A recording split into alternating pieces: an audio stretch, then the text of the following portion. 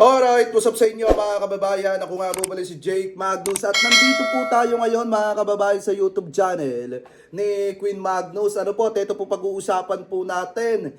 Walang iba lang naman kung hindi may kinalaman dito kina Henry Alcantara at dito po kina Bryce Hernandez at JP Mendoza dahil kung matatandaan nyo, noong nakaraang araw, lumabas po yung balita na nire-recant na nila o binabawi na po nila yung kanilang mga sworn statement na inilabas mga kababayan. So ngayon, kung titingnan po natin, mukhang mga nganib ito pong sina Henry Alcantara at itong sina Bryce Hernandez dahil po sa sinabing ito ni Senator Ping Lacson mga kababayan. Dahil kung titingnan po natin itong balita galing po sa Abante TNT.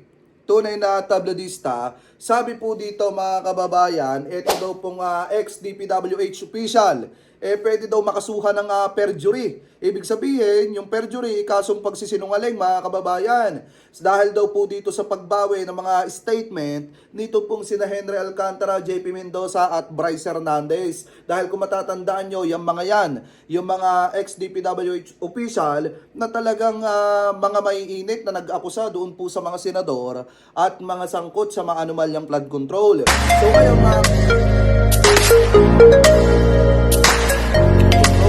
So ngayon mga kababayan, sabi po dito, basahin po natin yung nilalaman. Ex-DPWH official pwede makasuhan ng perjury sa pagbawi ng statement ayon po kay Senator Ping Lacson. So sabi dito mga kababayan, eto yan. Mahaharap sa kasong perjury ang mga dating opisyal ng Department of Public Works and Highways, DPWH, sakaling bawiin nila ang kanilang mga sinumpaang salaysay kaugnay ng katiwalian sa likod ng mga maanumalyang flood control project ayon kay Senate President Pro Tempore Panfilo Lacson. Dahil kung matatandaan nyo, yun po kasi mga binitawan po nilang salita ay sinumpaan po nilang salaysay yan.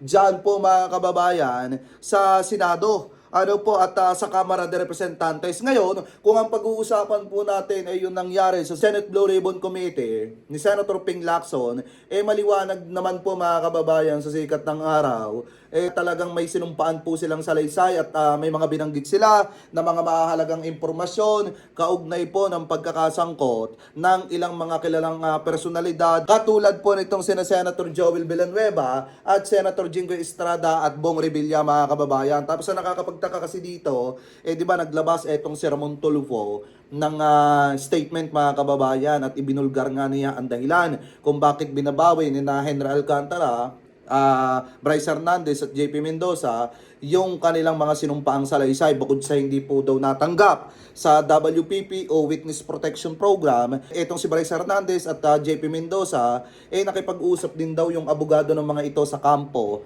ni Vice President Sara Duterte at ang kapalit siguro ay mabigyan sila ng clemency kung si Sara ay hindi po ma-impeach at magiging presidente. Dahil nga, kapag po kasi nakulong itong mga senador na kaalyado ni Sara Duterte, pwede po talaga ma-impeach itong si Sara dyan po sa Senado. So ngayon, ituloy pa natin mga kababayan. Sabi pa dito, ito pa daw. Sabi ni Lacson, Chairman ng Senate Blue Ribbon Committee, hindi lamang sila mananagot sa kasong perjury, kundi rin umano mapapahina ng kanilang mga pag-urong ng salaysay ang kasong binubuo laban sa mga sangkot.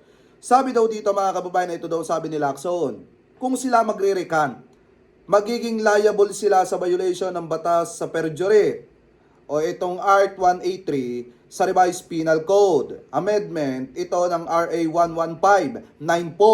Ito ang anti-author ni SP Soto, kaming mga co-author din. Kami kung saan tinataas ang penalty ng perjury. Nakasama dito. Ang perjury kasi, miski anong sworn statement na under oath at sinama dito sa legislative inquiry. Itinaas ang penalty ng prison mayor 6 years and 1 day to 12 years mga kababayan. At may multa na 1M at perpetua absolute disqualification kung government official, pahayag ni Lacson sa panayam ng DZBB. Sabi pa dito mga kababayan, nakatakda ang susunod na pagdinig ng Blue Ribbon Committee sa Enero 19. Ayon pa kay Lacson, kahit bawiin ng mga sangkot na opisyal ng DPWH ang kanilang mga salaysay, hindi matik na ihina ang investigasyon sa flood control scandal dahil napresenta na sa mga nakaraang pagdinig ng Blue Ribbon Committee ang mga circumstantial at dokumentaryong ebidensya. Ora itong tinatawag mga kababayan na circumstantial evidence. Ano po sasabi pa dito? Basahin pa natin. Kabilang ang mga dokumento sa budget na nauugnay sa ilang personalidad pati sa mga mambabata sa isyo.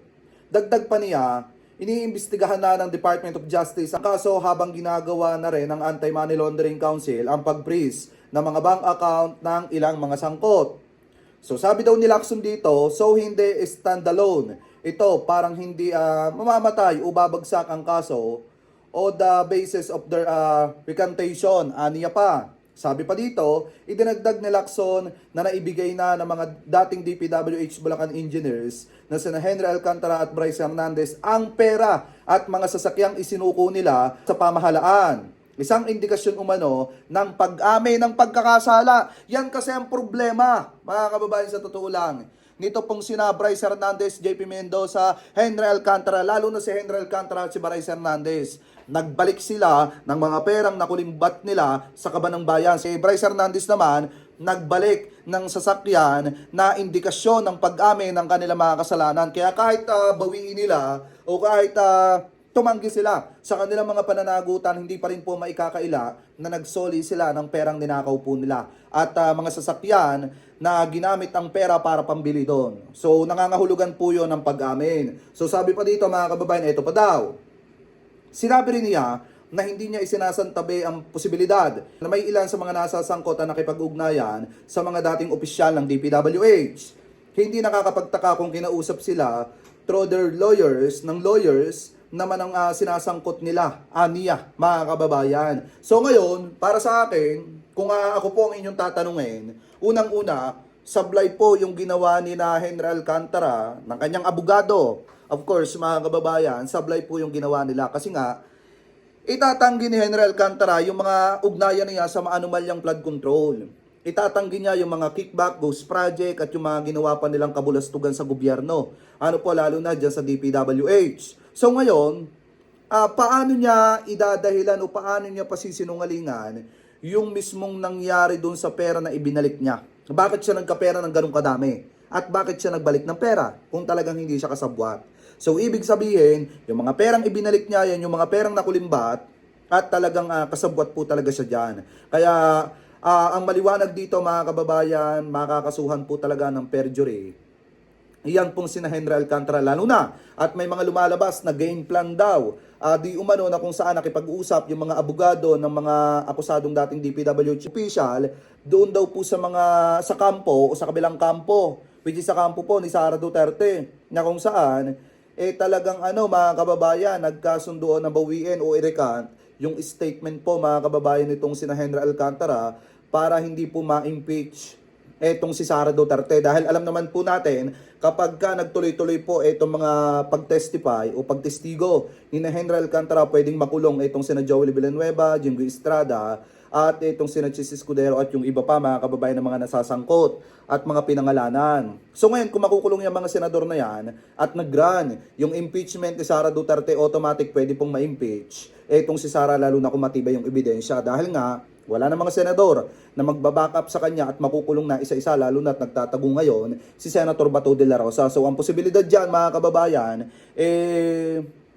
ma-impeach po talaga etong si Sara. Ngayon, kung babawiin naman po nila yung mga statement po nila, mga sworn statement nila, posibilidad mga kababayan na ma-absuelto dito o makaligtas yung mga isinasangkot nila na mga personalidad at posibleng humina nga yung ebidensya na nanggaling dito kina Henry Alcantara at kina Bryce Hernandez kung patuloy po nilang gagawin yan. Pero ang masaklap po kasi dito, talagang siguro may napag-usapan na yung kampo ni Sara at yung abogado nitong mga akusado, katulad ni na Bryce Hernandez, na baka bigyan sila ng clemency. Kasi yun po yung inilabas ni Ramon Tulfo, na ang kapalit po pala nito ay bigyan ng clemency o pardon. Ito po mga akusadong ito na pwede pong makulong. Ano po mga kababayan? Pero para sa akin, dapat po talaga silang managot lahat. Kahit nga si Martin Romualdez, Chis Escudero at yung iba pa mga nasasangkot dyan sa mga kickback scheme, mga kababayan, dapat po talagang managot sila.